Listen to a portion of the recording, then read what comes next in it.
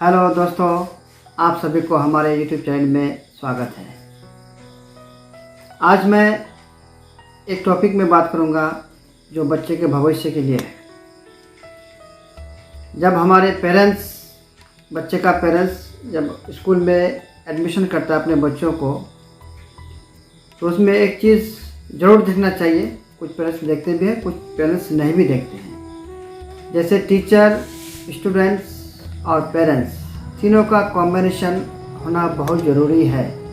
तीनों को एक साथ समझना बहुत ज़रूरी है। जैसे इसके बारे में बात करता हूँ कि कुछ पेरेंट्स क्या करते हैं कि एडमिशन कर देते हैं, तो यूँ समझिए कि वो सोचता है कि मैं फ्री हो गया।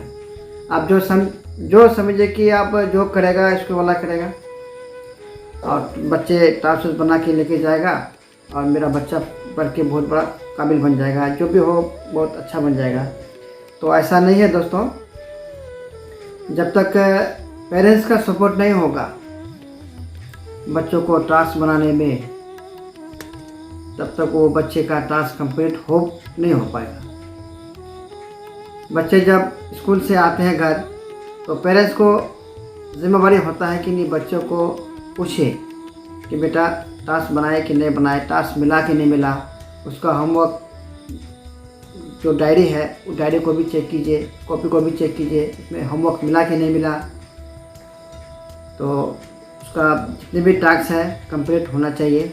बच्चे खुद करेंगे, लेकिन सहयोग आपका सिर्फ रहेगा, उसमें देखभाल आपका रहेगा, ध्यान आपका रहेगा कि मेरे बच्चे कहाँ तक पढ़े हैं, नहीं पढ़े हैं, क्या टास्क बनाए नहीं बनाए हैं। तो अब हम लोग चलते हैं उसका कॉम्बिनेशन के बारे में। जैसे मैंने आपको बताया कि नहीं, कॉम्बिनेशन होना बहुत ज़रूरी है। जैसे बच्चे बहुत प्रकार के होते हैं। कुछ बच्चे ऐसे भी होते हैं जो स्कूल में जाके घबराते हैं। कुछ बच्चे ऐसे भी होते हैं कि स्कूल में बहुत अच्छा रहते हैं, किसी से कोई डर नहीं। और कुछ बच्चे ऐसे भी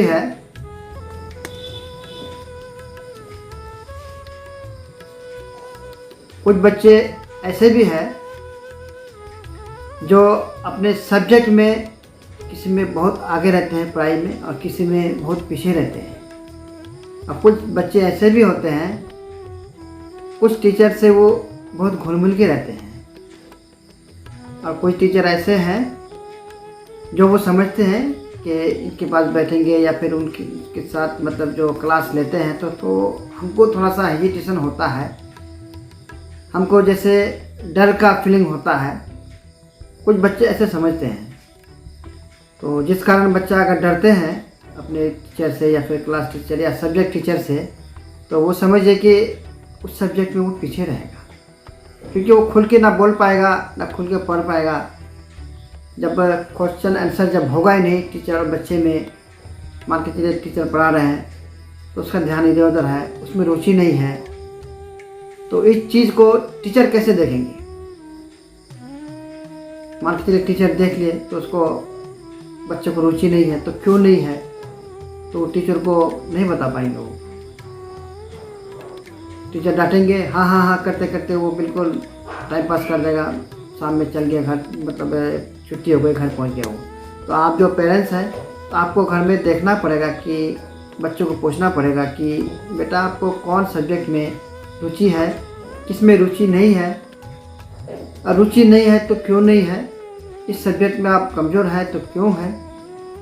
तो इसके बारे में आपको पेरेंट्स को पूछना पड़ेगा, क्योंकि बच्चे आपके पास खुल के बात करेंगे, चाहे आप मम्मी हो या पापा हो।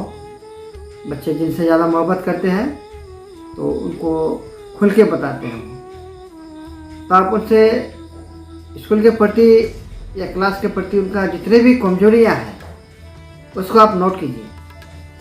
नोट करने के बाद आप जाइए स्कूल में जाने के बाद वहाँ के जो टीचर हैं उनको आप शेयर कीजिए कि सर मेरे बच्चे जो है ऐसा ऐसा ऐसा उनको प्रॉब्लम है, इस सब्जेक्ट में रुचि नहीं है, इसमें बहुत कमज़ोर है, इसका प्रोग्रेस कैसे होगा, इसकी एक्टिविटी उसको कैसे होगी, मेरा बच्चा ज़्यादा से ज़्यादा इसमें ध्यान से पढ़े, ध्यानपूर्वक पढ़े, पढ़ने में रुचि हो, तो इस तरह का वो कैसे होगा।